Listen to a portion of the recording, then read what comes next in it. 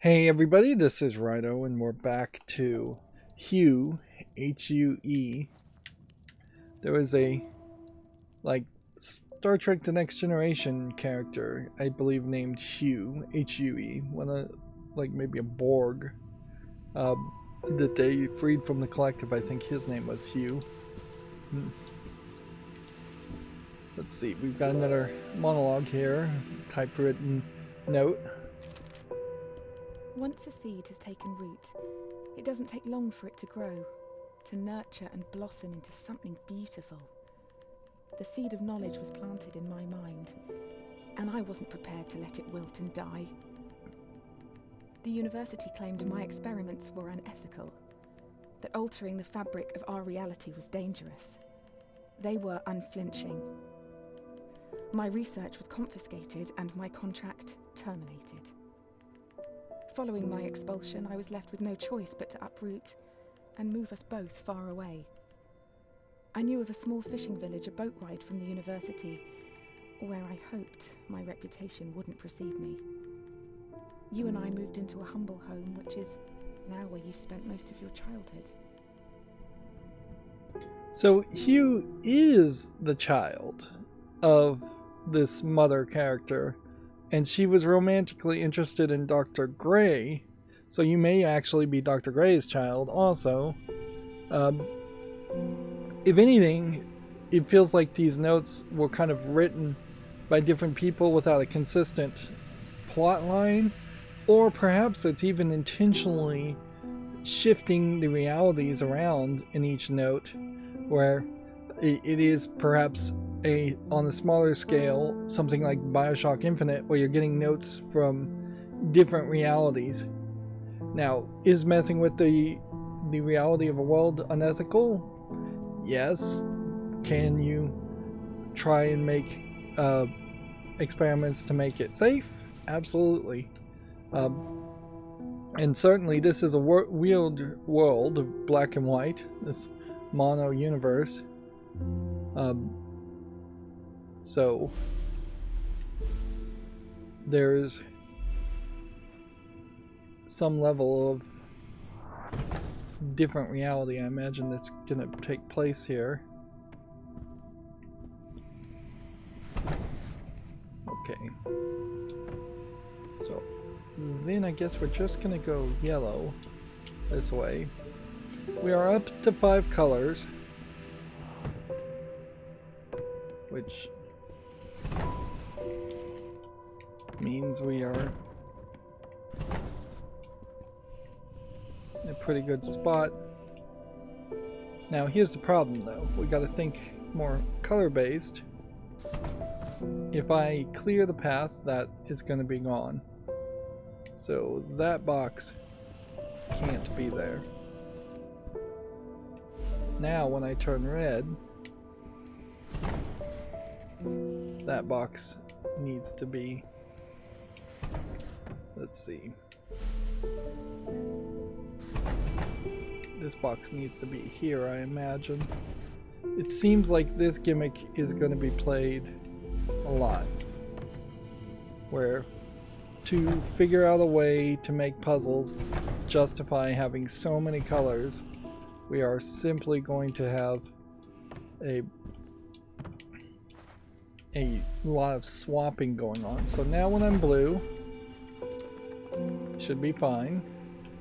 Now when I turn it red, it should be fine. Now when I turn it yellow, it should be fine. We've gotten the key. It definitely seems like what the move here is to just make sure the player understands this concept, because I imagine this concept is going to play on bigger levels later. Let's see, they talked about seeds in the monologue.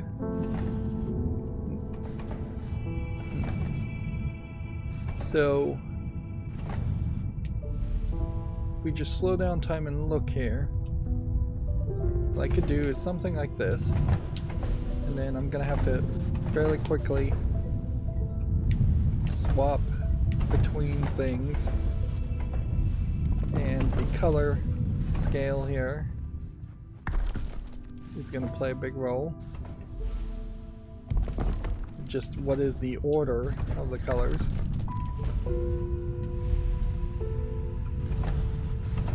And probably doesn't really matter what color we play for,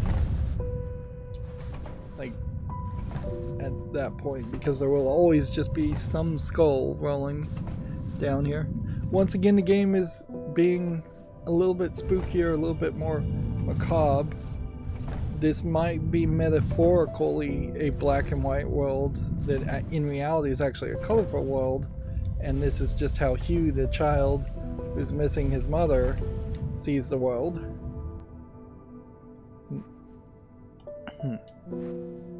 And I guess it's probably worth saying that if we are in the situation where there is a bunch of letters being written, that gives the possibility, certainly, that the mother is dead.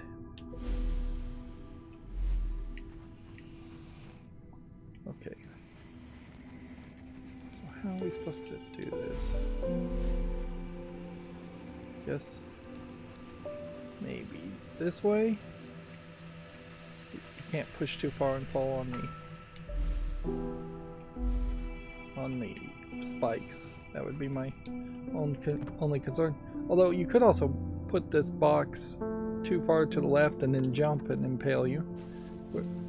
Some more Asian looking lanterns here. We've seen some stuff that looks a little bit Egyptian. We've seen some stuff that looks a little bit Asian. Overall, the whole world seems to be fairly inconsistent in its designs and the different levels.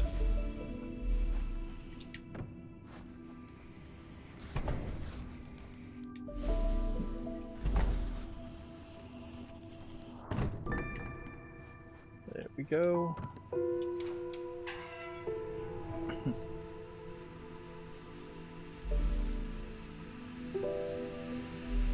It really is just going to be a matter of time. Okay, those fall. Good to know. And then they go back up. Interesting.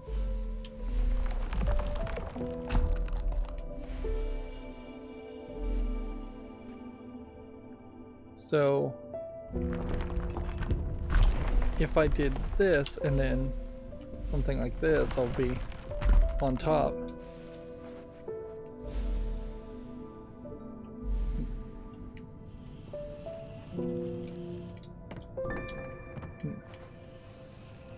Guess the question then is just going to come down to how do we exit this whole area.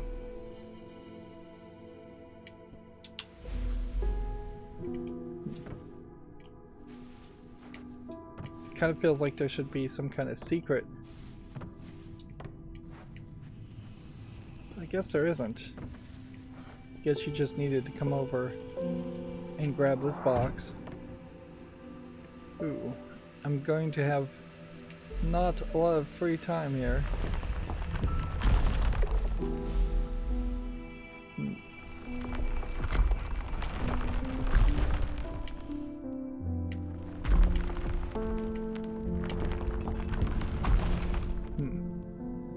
Yeah, I want to play this as safe as possible.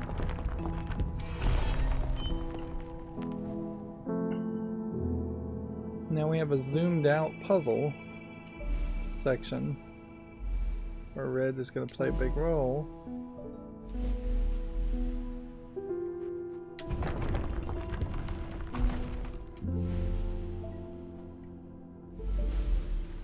And I bet this is a case where you can't run. Yep. You just won't make it in time.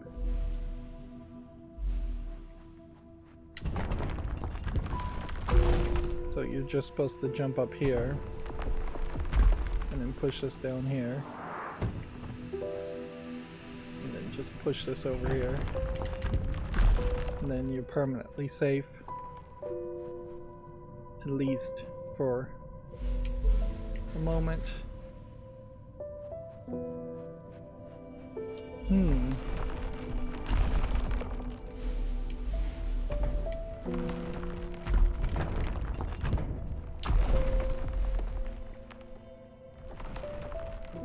No, I think I actually have to reset this, and so this may be the first time we really have to reset a puzzle.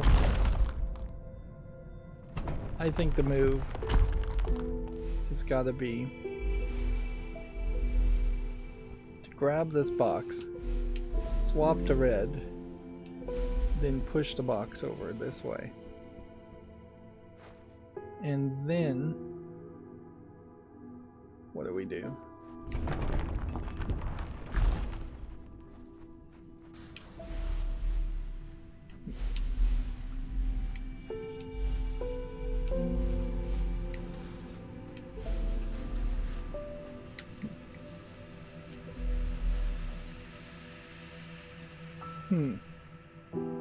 Okay, so when it sees that box appear, it reacts to it. Interesting. So if we do that, and then we do that, that's what you've got to do. You've got to swap back and forth. We haven't really seen any puzzles on that level, really, yet. Oh, this is gonna suck. This is going to just straight up be get the thing to fall on you, and then you jump around.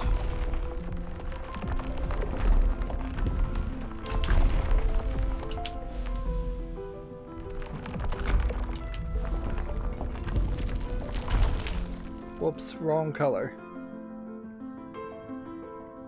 Now the good news is it does look like there is a ladder at the top there, so we're not going to have to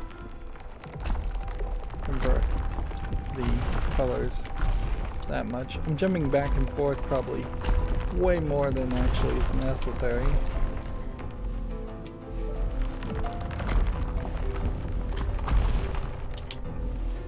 And weirdly, in this case,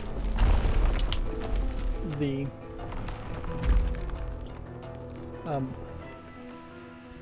yeah, I think there might have been a collectible in that room, but I'm gonna just assume there isn't.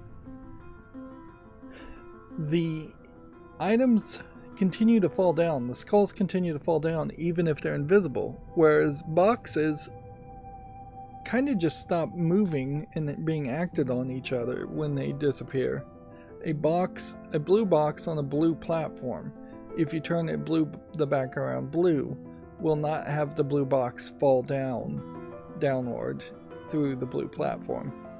Both of those objects seem to be shifted out of reality and not have any physics affect it.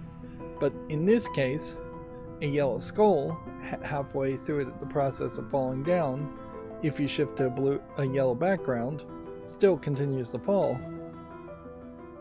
which is kind of necessary, because if that wasn't the case, then there wouldn't really be anything.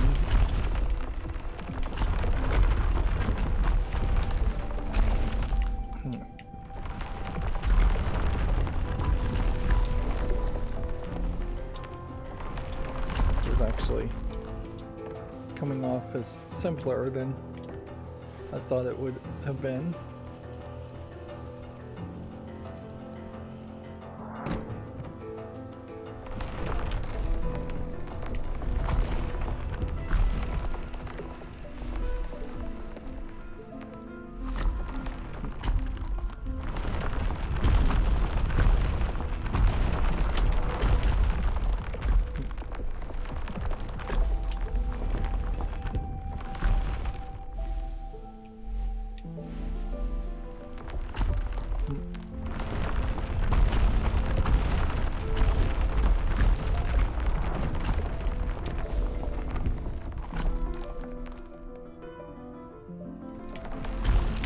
Whoops.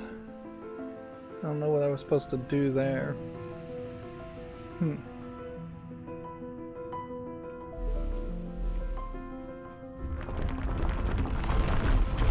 back this way. Run this way. And get one here.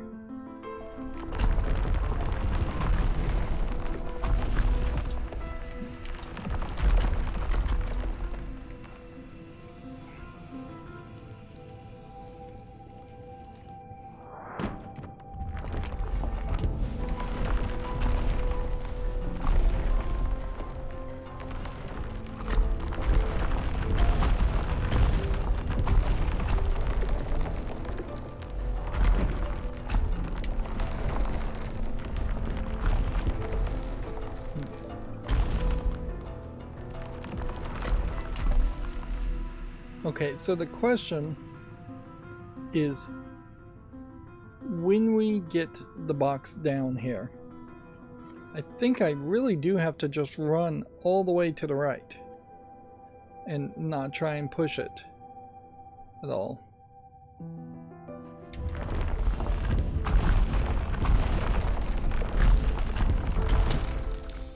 And I can't move too fast. This is definitely feels like a game that is stretching for time. Like, it definitely just does not feel like they are confident in the amount of content in this game. And I can definitely see that being the case. There may be a decent amount of wandering around in this game, but I feel like that comes at the expense of kind of a variety of actions.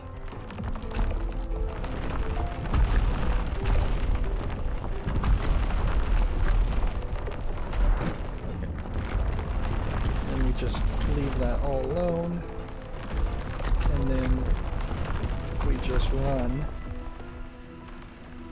and you get a little bit of extra time if you run while they're still rising, because they won't reset their cycle immediately and start falling again. Particularly when you get into these sections here where it's just these characters looking at you once again, or when you get into the note sections where it's just a lot of walking around to listen to the notes. I'm making a lot of comparisons to Bioshock, but one of the things in Bioshock 1 that I think is worth probably talking about is how they really sped up the idea of recordings and audio journals, where you pick up an audio journal and you listen to it as you're running around gunning enemies. In a puzzle game, I would kind of prefer to pick up an audio journal, a monologue note like we're finding, and have them give me some simplistic puzzling and platforming to do while listening to the audio journal. The problem there is, of course, you can't die, so you'd have to be given puzzling platforming sections that are creative more than just going up and down stairs and climbing ladders, but are actually harmless. But that does open up a possibility for creativity, certainly, in that you can have slightly difficult puzzles that you've play tested that may have had spikes or water in them where you could have died. You remove the spikes and water, and you then are just platforming and falling to the ground and then having to start over again, parkouring effectively. So here we have blue, dark blue. So we started with light blue.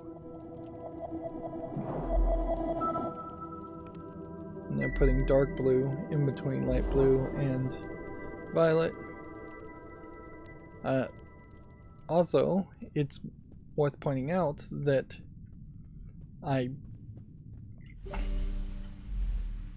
I started this recording after several hours of it just being paused, and we didn't see any stutter this time, so seems very inconsistent whatever these stutters are, but we have seen stutters. So the hope here for a longer game would be that we would get the last two colors, and then that would begin some other concept. I don't know what that other concept would be. Maybe mixing colors, or having two colors, having a foreground and a background color, perhaps. But here's a great example. Those dusty old tomes that used to sit on my desk, the ancient scriptures of civilizations lost.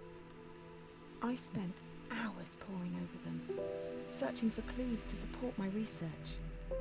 Aside from their wonders, one thing stood out above all else. Blue.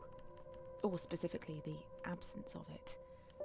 Other colours were detailed at length, but not blue. It was never mentioned at all. The word simply didn't exist. Could they not distinguish blue?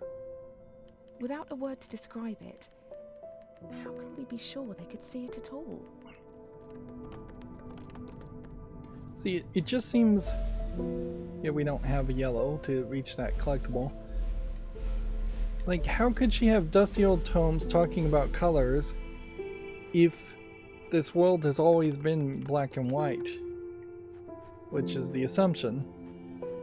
Unless she somehow erased the memory of colors and erased colors from this reality. But yeah, this definitely comes off way more metaphorical than anything. And yeah, different languages have had different ways of describing colors.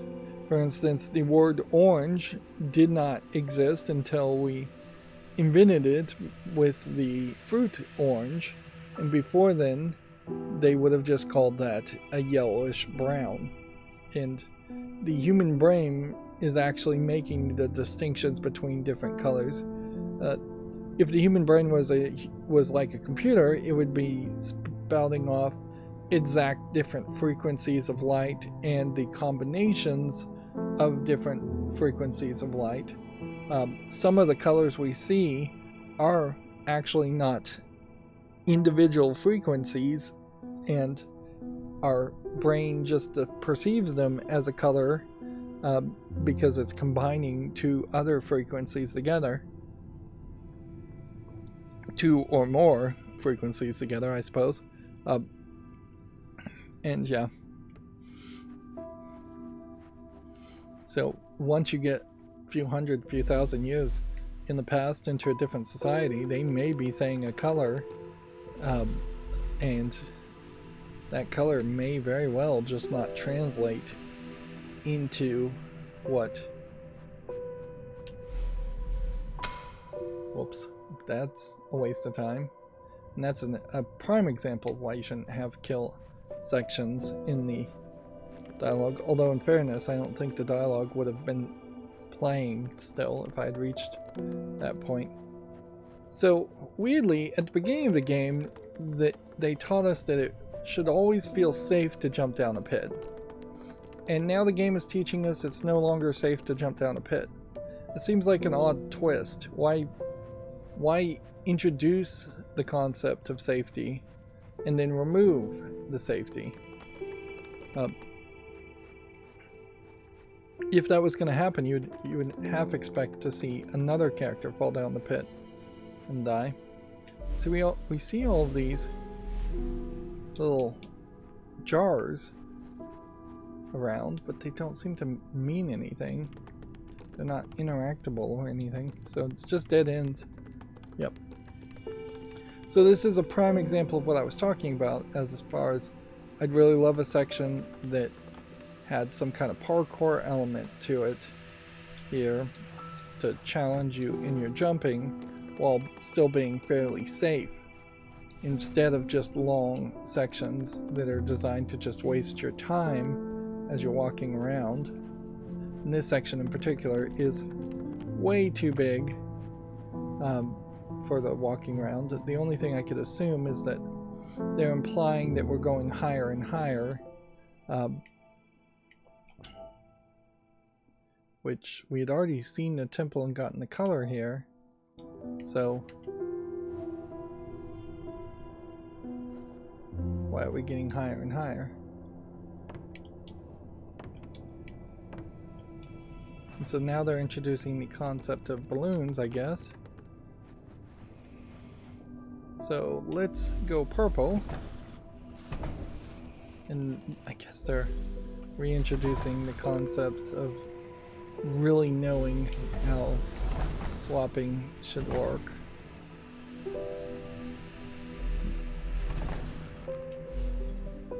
The balloons reappear, which I wouldn't have inherently assumed that. And we can just save ourselves some time by not swapping around anymore. And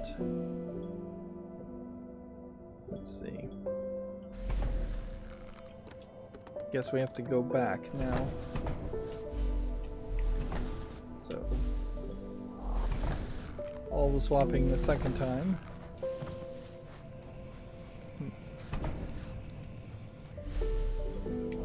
Yeah, might have considered doing something different here to make coming back slightly more dangerous, or a different solution. So yeah, I'm in a weird position here where it just feels like we're going to solve a few more puzzles and then we're going to leave. Right. We need to be in red, I think, to start with. And then I think we need to be out of red. Interesting, I kind of got stuck on a ledge there. And you can jump up and bump the box, but can't get quite high enough.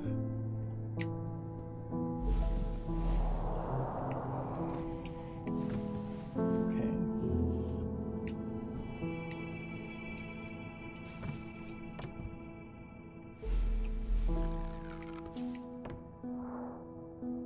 Bounce into the boxes. We'll just jump over here. And we'll jump over here and grab the key.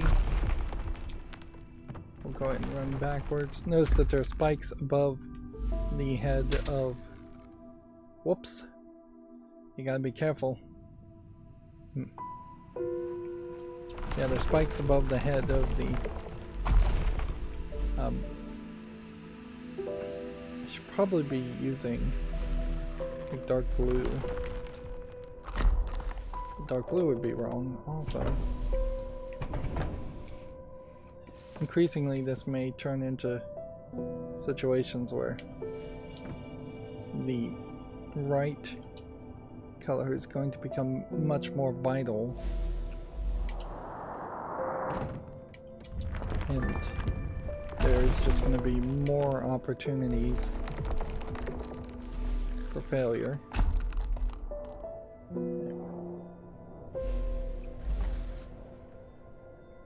But yeah, we have light blue, and light blue literally doesn't affect anything in this area, so maybe light blue will be just your default section. Okay. So you go yellow here, and then you go dark blue here, and then you go pink here, and then you go light blue here, and you go red. And it definitely feels like at this point there's no real way to like quick swap.